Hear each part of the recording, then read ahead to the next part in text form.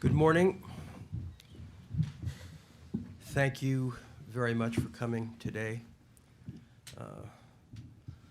We are very grateful and privileged to have with us the Honorable Robert Ciuggolani, also known as Bobi Wine, who, after a horrific attack by the armed forces of Uganda on him and on his entourage, which involved the assassination of his driver and close friend, who was sitting in the seat that he had occupied just moments before.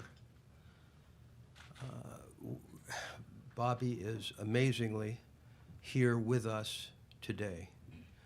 So I'm going to ask you to begin your remarks, Bobi, and I will then make some comments on some of the legal issues.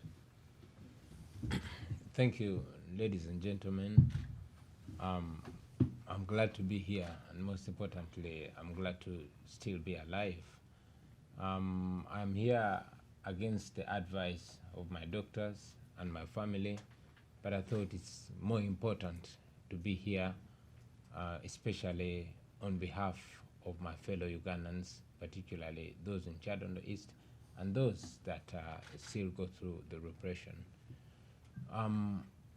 It should be noted that I'm not presenting myself as a victim, because I'm nobody's victim. I'm a survivor, and I would rather represent resilience rather than giving up. I was brutally tortured by some armed soldiers from the SFC, beaten, brutalized, and abused, and later locked up in the military barracks. Charges were later dropped, and I was taken to a civil prison, and finally I was bailed up. I'm here for specialized treatment, which I'm still undergoing. I am humbled to see that my brutalization has attracted the attention of my countrymen and women, and indeed the world over. But still I'm challenged, because many other Ugandans go through the same or even worse brutalities. For example, when I was in prison, there's this guy that cannot go off my mind, whose back was broken. There's a lady who had just had a baby through a C-section, who was beaten so bad that by the time we were released, she was still passing blood. There's another lady called Sauda, who I don't know if she will survive. All these people and many others, I'm sad that the world might never know them. So the opportunity that I get, I always want to raise my voice to speak for them, because I'm lucky that maybe the world knows me but may never know such people, and I want to use every ability in my voice to speak out for them. And that's why I'm here, ladies and gentlemen.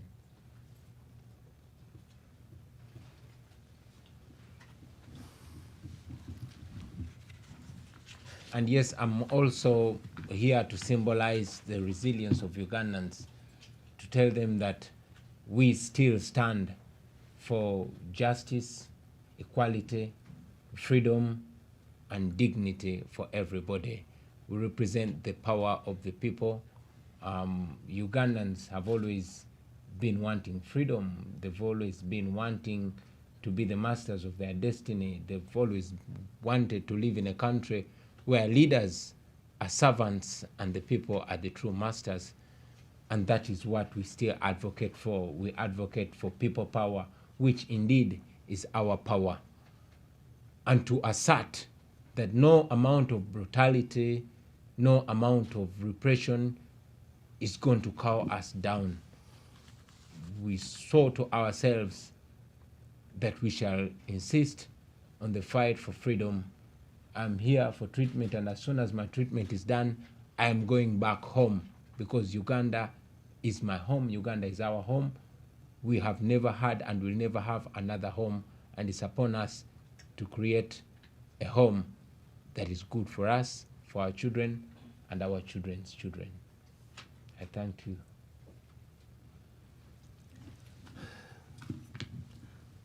Thank you, Bobby.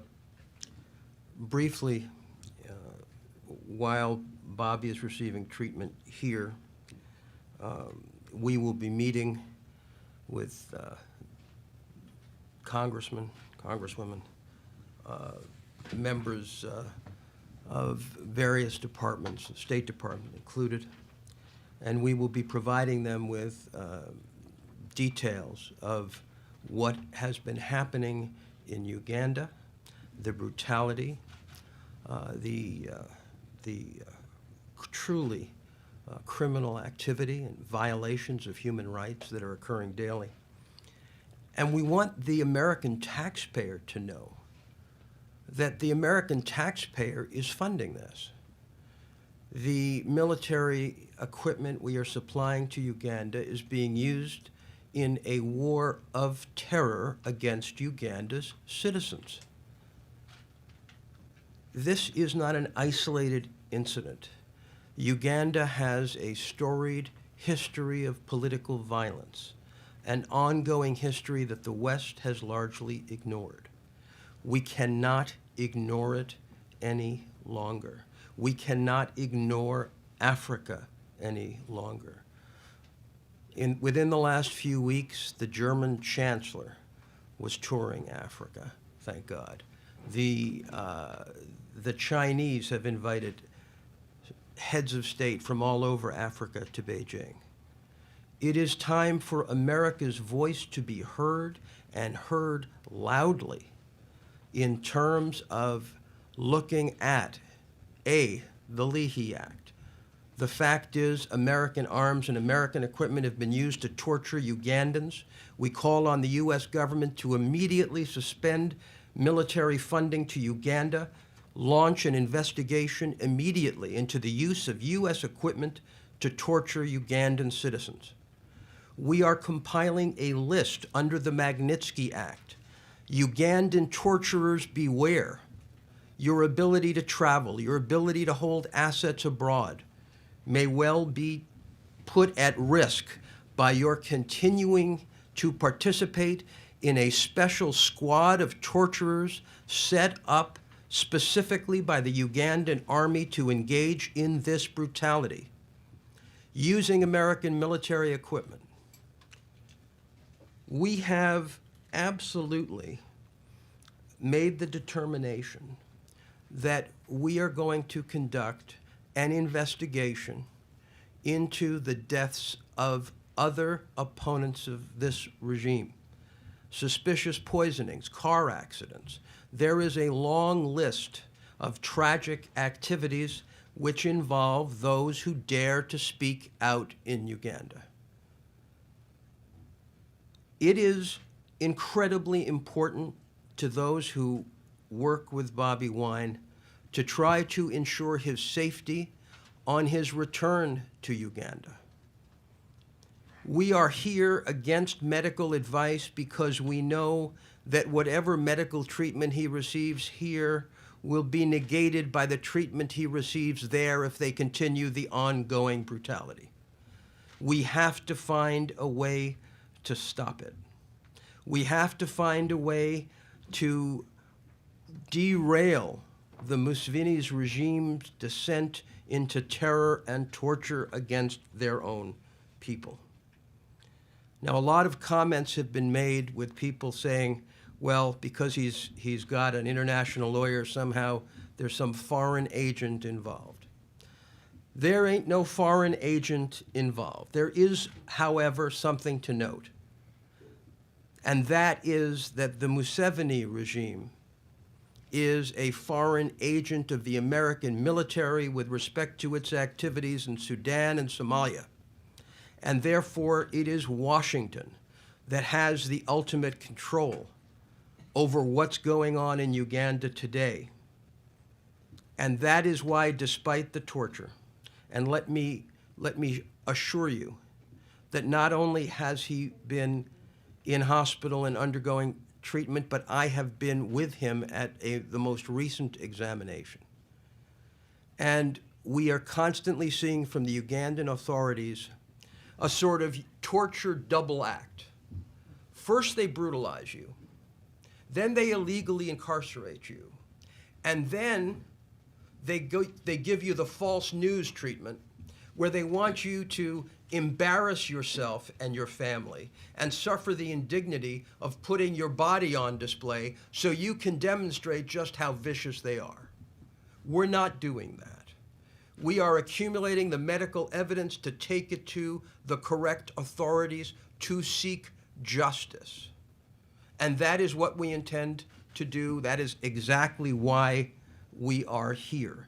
And we are here to put the Ugandan authorities on notice that when Mr. Wine returns to Uganda to face these charges of treason that he is going back to face. And I can't talk about those charges because under Ugandan law, it is inappropriate for a lawyer to speak about charges that are sub judice. What I can say is that this is the third set of charges. First, they charged him with respect to the motorcade. That was dropped. Then they said that he had an arms cache. But when the people in the hotel said the police planted the arms, they dropped those charges. So this is the third try. I get particularly irate about torture and brutality, not only because of my history in Africa, but because of my history in Russia. I was privileged to represent Mikhail Khodorkovsky, and I've been involved in Russian cases on and off for many years. And the Museveni regime is taking a page from Mr. Putin's book. They torture you, they poison you, they poison people in England, and then they call it false news. This is exactly what we're engaged in here. And we're not going to play that game. The Ugandan public deserves better. Africa's youth deserves better. And Bobi Wine and his colleagues can no longer be silent victims of torture and brutality. Thank you very much. We are going to take a few questions. I think...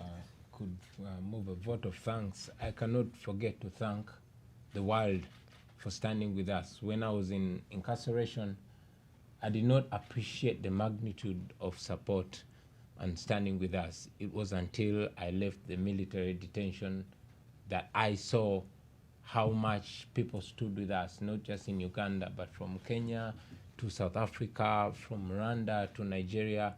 People stood with us. I must give special respect to the people that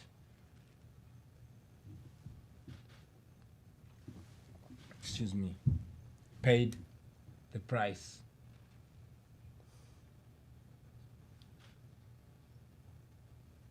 Yasin Kauma.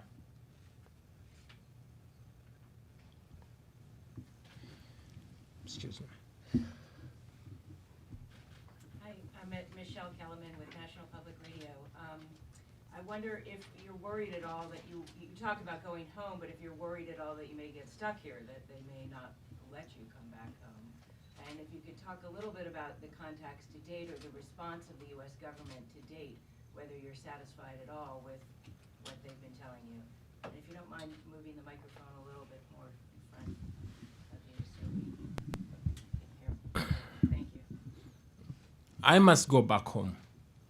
Uganda is my home. I don't have another home. I'm Ugandan. And I'm going back home. Yeah.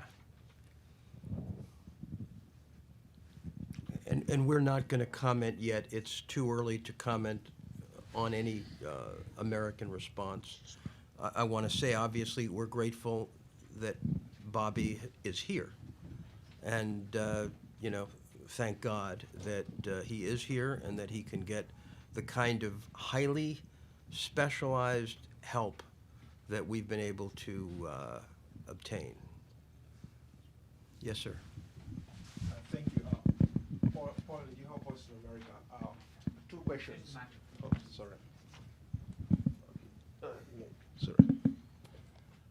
Paul Ndiho, Voice of America.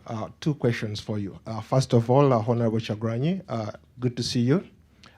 Maybe comment about your health situation right now. How are you feeling? What have the doctors said, and for how long are you going to undertake the treatment?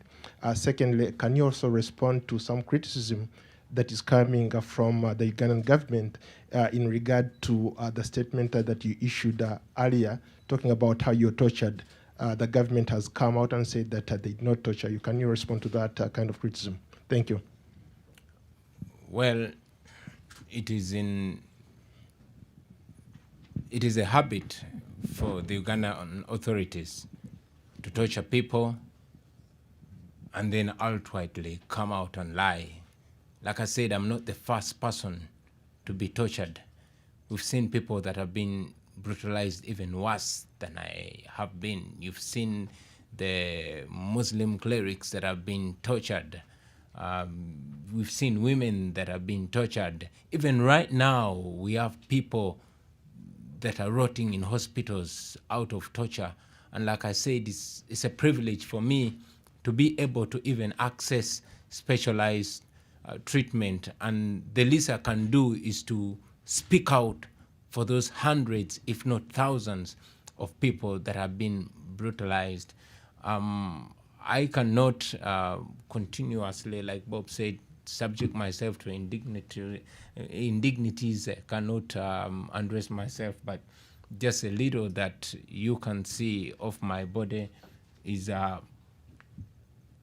probably signal to the torture that I went through and the torture that I believe people are still going through. And also to mention, just I was on the way here, I got information. My wife is running a charity organization called Helping Hand Uganda, and it is helping girls to make reusable sanitary pads. But her co-founder was kidnapped and tortured so badly for 2 days and he was being forced to agree with the security forces that he will be a key witness to pin me and to confess that I'm being funded through my wife's NGO.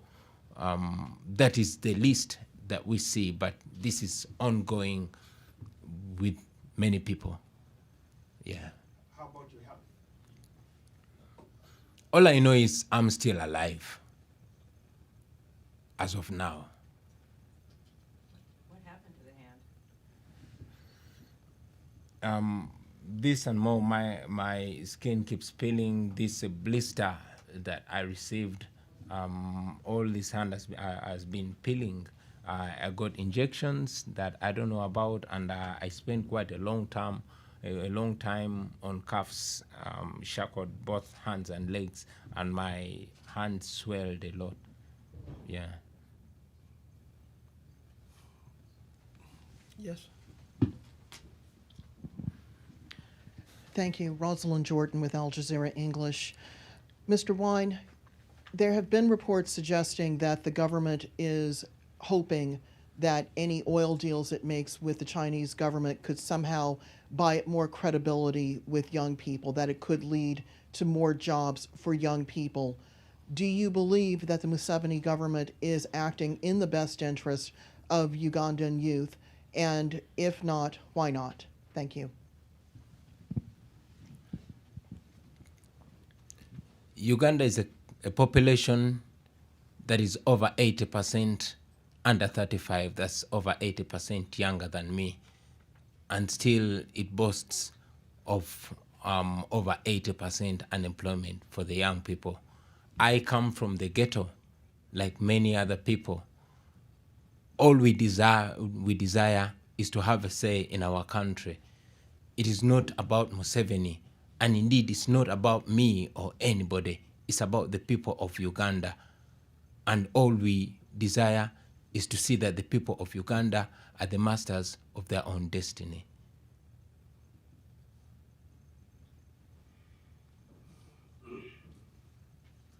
Yes, sir. I'm Andrew from South Africa. I have a few questions for you. Is it possible for you to engage South African companies that are in Uganda to disinvest in Uganda? That's one. Two, what is the African Union doing about human rights in Uganda? And three, is it possible for you, or have you spoken to the UN, let's say the new chairperson of the Human Rights Commission, Michelle Bachelet? Thanks. As we speak right now, like I said, I came out to speak to you against my doctors and my family's advice, but I will continue to engage team and friends to see what together we can do to liberate ourselves. And indeed, all options, all decent options will be put on the table. And I just should add that international investors in Uganda have obligations under the Global Compact, the Equator Principles, corporate human rights principles. We intend to contact major investors in Uganda to copy them in respect to the torture issues, to highlight the lack of proper governance in Uganda, to highlight the militarization that is going on there in terms of popular behavior and of the government, and to ask them to intervene. It is now, frankly, a duty of these multinationals that attend all these conferences and spend a lot of money on all these nice CSR documents to step up. We have a critical situation in an absolutely critical country in Africa, and now those people who invest in Tullow and other activities in Uganda, like the key banks, they're all going to be contacted, and we're going to put our pedal to the metal in terms of making sure that investors understand that while individuals don't have access to rule of law, that is an issue that impacts their investment. And while we're not today in any way seeking disinvestment from Uganda, what we're seeking is responsible investment in Uganda. Including from the Chinese and Russians? Listen, frankly, one of the things that's important for the Chinese to understand, as I think they are starting to, now that Malaysia has rejected two of their newest projects, is that there is, even for China, a balance. And yes, I think given the massive presence of China in Africa, there is no country that should not be made aware of what is going on. But it is, as I said, sadly, it is U.S. weaponry. So we have to deal first at home. It is U.S. weaponry, and it is $500 million of U.S. taxpayer money that's going to these arms that are being used against Uganda's own people. What about U.S. churches that are involved in Uganda? Absolutely another area that we intend to touch on. But I think, people need to understand that what happened as a result of Arua is only beginning to be digested. We have people in intense pain. We have a government that is, in fact, reeling from being found out. And I think it's incredibly important to recognize that this vicious brutality against the 33 in Arua is not a new development. What's new is that because of Mr. Wine's notoriety, it's come to all of our attention. That's really what's new. And when you see what's happening in Ethiopia and you see what's happening in South Africa, there is a new wind blowing in Africa, and the Ugandan government has to get back to basic principles, and they have to disband the torture cell, and they have to bring those people to justice. Thank you very much. Okay, one more. My name is Samuel. Question is, what do you make of the treason charges that have been put against you? And secondly, do you consider yourself to be an opposition leader who would run for president during the next election?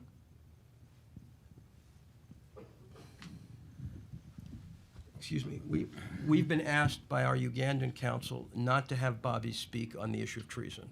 I have to respect him, and we've got to stay away from that. Sure, I will not talk about the treason charges because it's sub judice. But again, I want you to know that it's not about me. This is not about Bobi Wine. I'm just one of the more than 40 million Ugandans that want freedom, that want justice, and they want dignity. So this is not about me.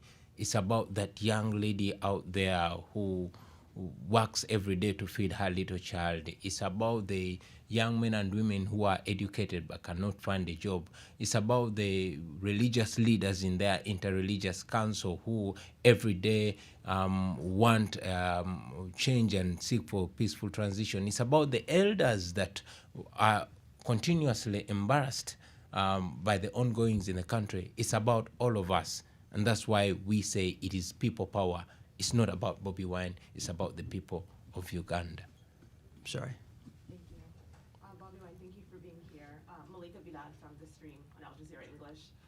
What will justice look like for you and for your wife, Barbie? What does that look like? Justice is, one, the leaders being answerable to the people, people being the true masters of their destiny. Justice is having everybody equal before and under the law. That is justice for me. Yes, sir.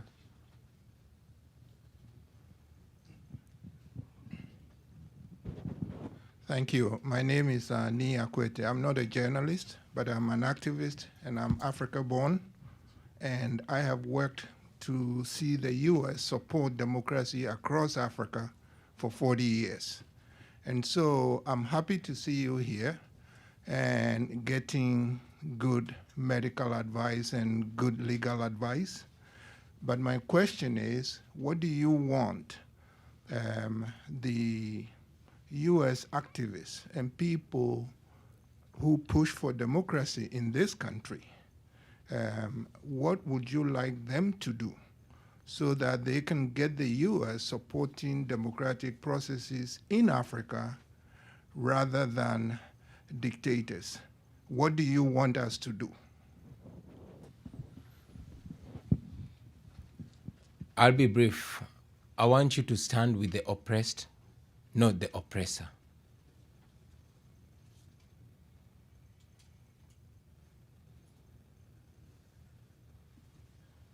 Thank you so much. My name is Biggs, Aloysius Bigiro. My question is, it has become tradition for the African leaders to come to the West for specialized treatment. Those in power and, of course, those who are not in power as of yet.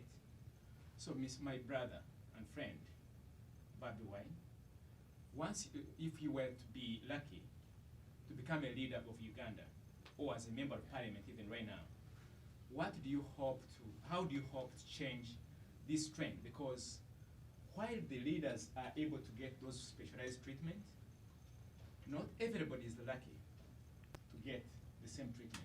So what's your take on that? Like I said, I'm lucky and humbled. One, that my brutality is seen by the whole world, and that I have the opportunity to come for specialized treatment. I've never left my country for treatment, but because of the distrust of our institutions, for example, I was brutalized. The second time I was arrested from the airport, I was brutalized in front of a government doctor. And because of what was injected in me, myself and my family was scared that our medical institutions did not have the ability to find out what exactly was in me. I was referred. And yes, because I was treated from Rubaga Hospital, which I really, really recommend the doctors who are highly professional. But after treating me of the wounds that they could treat me, of the bruises that they could treat of, they had to refer me because my back had more complications. I had to get more specialized treatment in the United States. But my hope and prayer is that together as the people of Uganda will make our home well, we will make our hospitals well on the standard that we don't have to leave our home for medical treatment, because this is just me, but thousands upon thousands of Ugandans need good health care, and they cannot afford to leave their country. And indeed, they should not be leaving their country to be treated elsewhere. This has ever been there. We've ever had good hospitals. We indeed can have good hospitals if our leaders serve for the benefit of their people. But I think it needs to be brought out, and I think the Ugandan government has been unfair in this. Bobi's torture, the two more sessions, doctors were in their presence, and I think at the time that you were removed from the airport, there was actually a doctor in the ambulance witnessing another brutal beating. And in fact, they unscrewed the light bulb so journalists couldn't see them beating Bobi in the ambulance. So when you lose respect and the ability to believe that the doctors are actually going to be looking after you, and now we've seen today that there's been some report released that Bobi was fine. Well, the Ugandans can try this kind of bogus trick. But my message to the Ugandans is, we have him in specialized care. We have details and documented analysis and treatment going on. There is not going to be any doubt about what happened. But what we're going to do is use that information with the authorities in the United States, with the authorities at the United Nations, and attempt to seek retribution. This is a fight that is much more than a political fight in terms of media. This is a fight to actually change the methodologies used by the Ugandan government to torture their people. The goal is that Ugandans will have the rights that their government signed them up to under the International Covenant for Civil and Political Rights. What happened in Arua was that there was a by-election, and the government and the army were very unhappy that they lost. And rather than determine to make Uganda better, they determined actually to assassinate Bobi. Because the torture is a side play. They wanted to kill him, and that's why his driver was murdered in exactly the position they expected Bobi to be in. So this bunk from the government, nobody believes. Because this is a government that is afraid to actually compete in Uganda for the votes of its people. Because they have no policies. They don't want to debate policies. What they want to do is intimidate and break the opposition. And Bobi's goal and that of many other Ugandans is to make sure that doesn't happen. So again, thank you very much. Very briefly, can you say a few words in Swahili and Uganda for our international audience? Can I speak in Luganda, please? Sure. Eri bannayuganda mwenna nkyali mulamu, nvuddeyo okujja okwogera nammwe newankubadde abasawo bange ne famire yange badde tebaagala njogere kuba mbadde nkyali mu bujjanjabi, nenza okwogera gye muli kuba nafuna omukisa okunyigirizibwa kwange newankubadde bantu bangi nnyo banyigirizibwa abali oboolyawo n'okusinga nze.